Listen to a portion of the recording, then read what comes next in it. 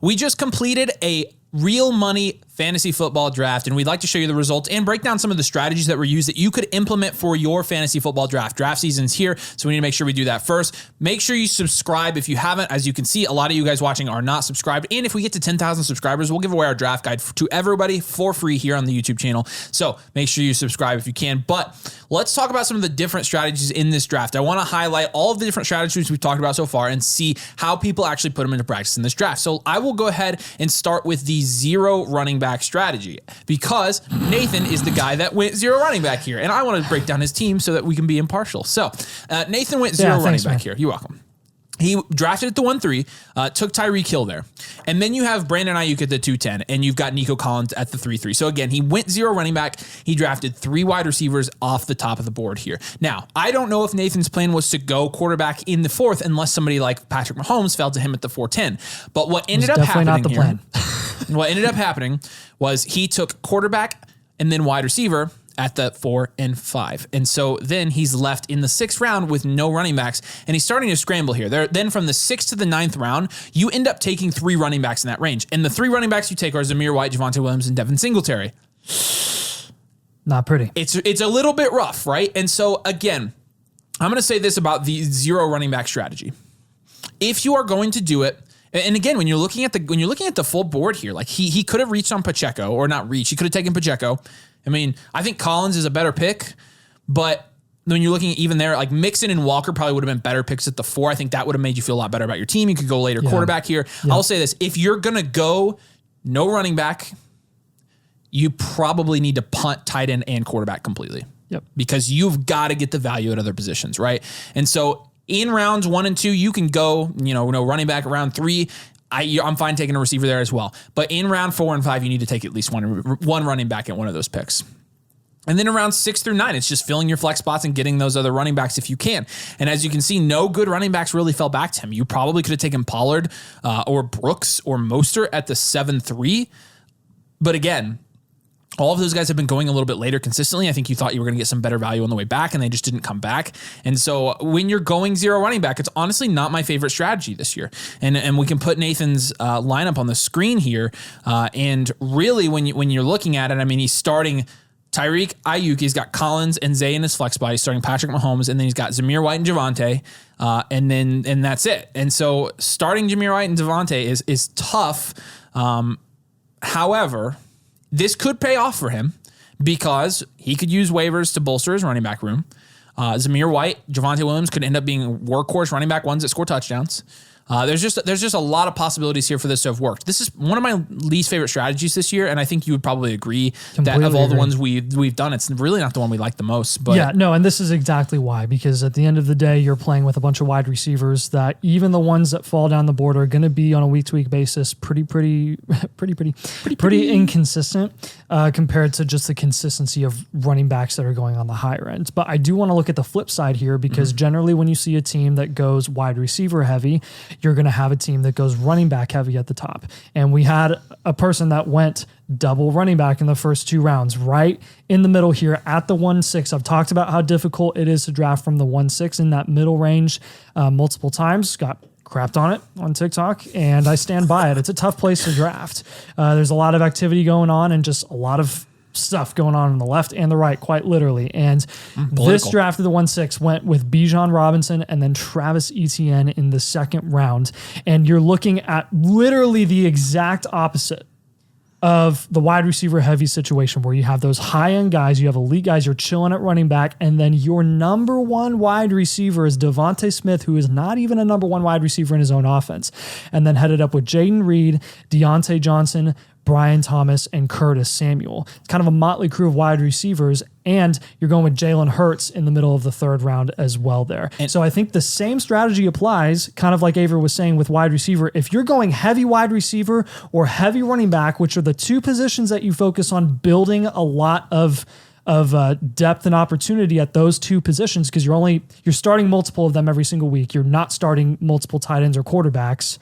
You want to fade quarterback and tight end entirely when you're going heavy to either wide receiver or running back. Yeah, and we talked about this in our hero running back video, right? If you double running back video. If you go double running back, you have to have a 3-4-5 wide receiver room. Yep. There is no way around it. Yeah.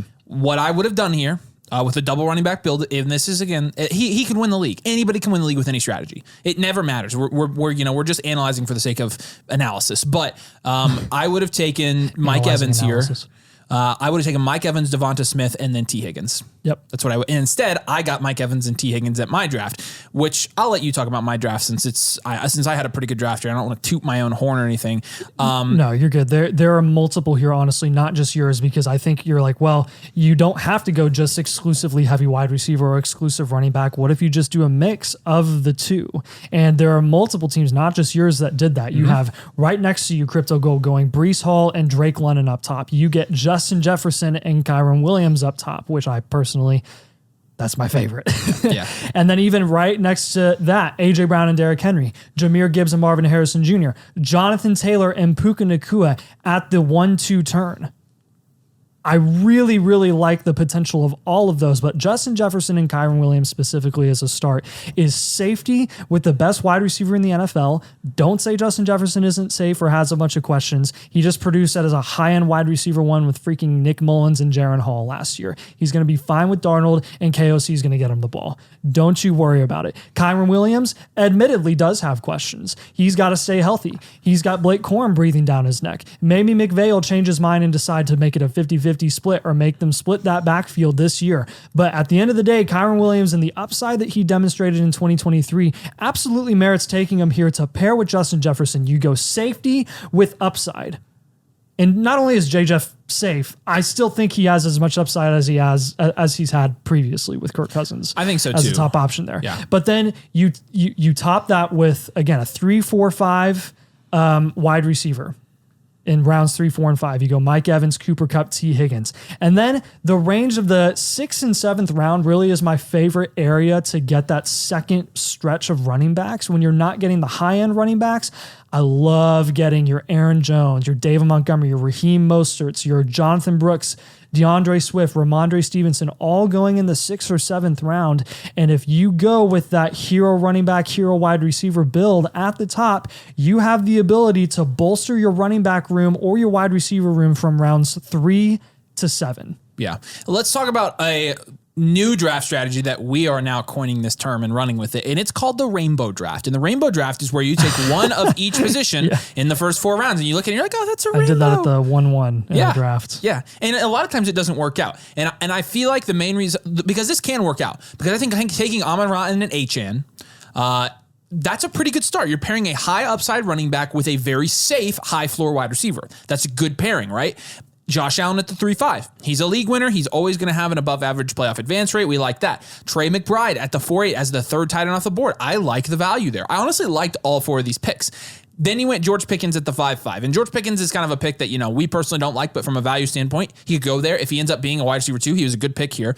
The problem is, I think once you go rainbow draft and you lock down that running back in the first 2 rounds, I think you have to kind of do similar to what I did and go heavy wide receiver after you do that. I feel like if you're taking a running back in the first 2 rounds, you have to get wide receiver after that. Because really what happened with this rainbow draft is you had Pickens and you have Swift and Pollard. But then your wide receiver room, which started with a good anchor in Amon-Ra, ends up being Amon-Ra, Pickens, Keon Coleman, D-Hop, Adonai Mitchell, and Bateman. And it's really not a super competitive wide receiver room there. Now, he's got the best quarterback, potentially the best tight end. He's got a super high upside running back. But again, I think if you are going to grab a running back in the second, the best strategy, in the first or second, the best strategy is to go wide receiver heavy. And you see that here at the 110 where we had somebody go hero running back, right? This guy drafted Jahmyr Gibbs. Now, of all running backs, Jahmyr Gibbs is not my favorite one to go hero running back with, because when I'm going hero running back, I want the highest upside possible. And I think Jahmyr Gibbs is the safest option. So I would have probably preferred JT or Barkley here and maybe preferred him go Puka or Garrett Wilson in the first round and still kind of had the same build. But that being said, take a look at what he did here. He drafted Gibbs and then went wide receiver heavy. Marvin Harrison Jr., Michael Pittman, Malik Neighbors, and Rashee Rice. Now, there's something to be noted about these first 5 picks, and it's that they're all young guys. This guy is a particularly different strategy because all of these guys can, Gibbs is safe, Pittman is safe, Harrison's a wild card because he's a rookie. He took another rookie wide receiver, Neighbors, which taking 2 rookies in the first 4 rounds rounds is pretty risky. We don't normally recommend that. But he did get a solid, Harrison, Pittman, Neighbors, and Rice is a good wide receiver room, man. That's good. And even though, you're taking 2 rookies here in the first 4 rounds, these are 2 of the best rookie wide receivers to come out in a long time. Then he ended up taking Benson, Corm, and Wright back to back from rounds 9 to 11. So he's got too many rookies here. We acknowledge that. But I do like that he went heavy wide receiver after taking a running back up front. And if you go here a running back, again, you've got to take wide receiver there. He went Kyler, he went Ingram. I feel as good about Kyler and Ingram, honestly, as I do about almost any of these tight end quarterback combinations. Because again, you look at my draft. I didn't draft tight end until the 9th. I got Javen Njoku. He's obviously not an elite pick, but he was pretty good last year. And I'm betting obviously that he's going to be good with Deshaun and not Joe Flacco. And then Trevor Lawrence. And Trevor Lawrence, Jared Goff. Tua is on waivers right in this league. You've got Kirk Cousins is on waivers in this league. Justin Herbert, Caleb Williams, all on waivers in this league. Wow. I had no reason to take a quarterback before the 8th round. Every other team did. So I will take this opportunity to say I still do support the punt the QB strategy because I feel like it works for me every time. I feel like where people were taking QBs, absolute best way to go. Even though I was thrilled about getting Mahomes at the 410, which is a crazy value, looking back at it, I wouldn't do it again. Yeah, I won't do it again. But it was a crazy value. I was about to take him. He's a great price, and I'm happy I got him. But I'm glad I didn't take him. But more often than not, that's going to be the strategy that I ride with. Because why would you take a 4th round pick on a quarterback that has a chance to produce less than the guys that are going in the 12th and 13th round? Because would you on your one QB, have PPR 12 team fantasy league? Would you rather have Cooper Kupp and Trevor Lawrence or Patrick Mahomes and Darnell Mooney? It's kind of broken, right? Yeah, it's not close. It's not even relatively close. And these guys are going in the same round in those same positions, just flip flopped. Yep. And so I'm going to advocate again. Late quarterback is the way to go. I'm doing it in every draft this year. It's every time I've done it, I've not had a problem with it. And I've gone early QB. I got Hurts here. I liked that team plenty. But again, where other people were taking quarterbacks, I got Cooper Kupp, Mike Evans, T. Higgins instead of Anthony Richardson, who I was going to take, which I'm glad I didn't. And then Jones and Brooks I got there.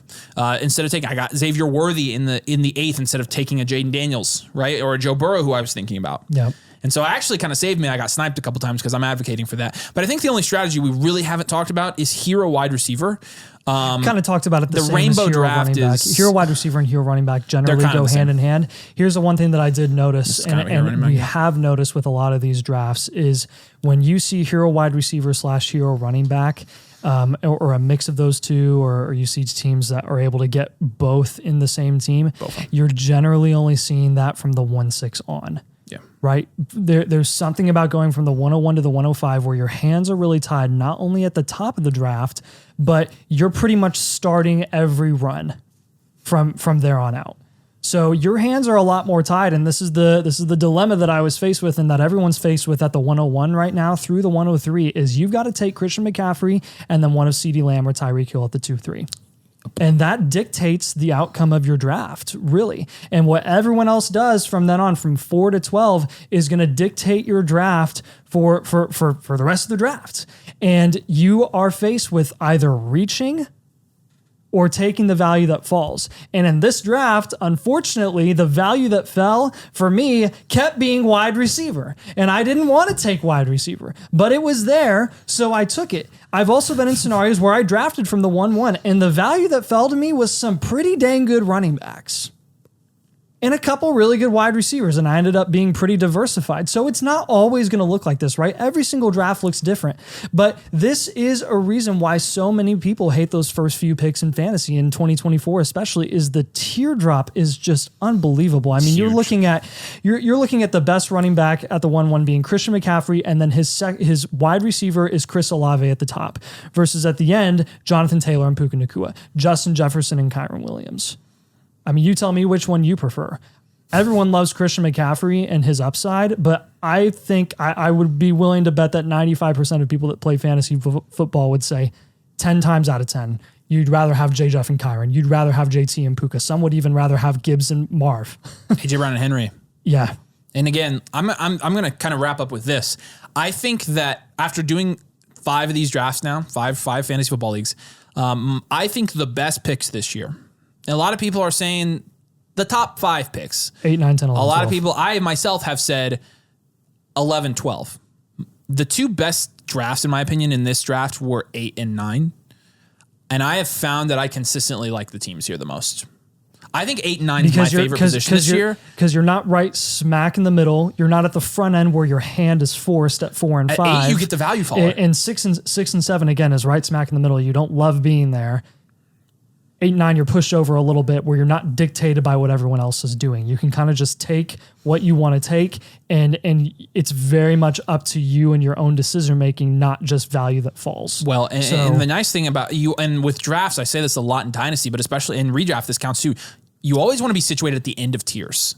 The end of tiers or right in the middle of tiers when you're faced with a really good decision-making process. Yeah. Where it's like, yeah, hey, I have 3 guys here and I'm going to be happy with either. So like the them. 110 through 112, in my opinion, is like that middle of the tier where you can pick any of those 6 guys and feel good about it. Yep. And the 1A is one where it's like you're at the end of the first tier. The first 8 guys, in my opinion, are all really elite. And then I think there's a small step down from J. Jeff, Brees Hall, and Bijan to AJ Brown. And so like I'll just take whatever of those 8 players falls to me. So that's why I really like drafting at the 8. I would rank them like this. 8 and 9 are my first preference. 10 through 12 is my second. And then I'd probably work my way backwards. I don't like the front end of drafts this year.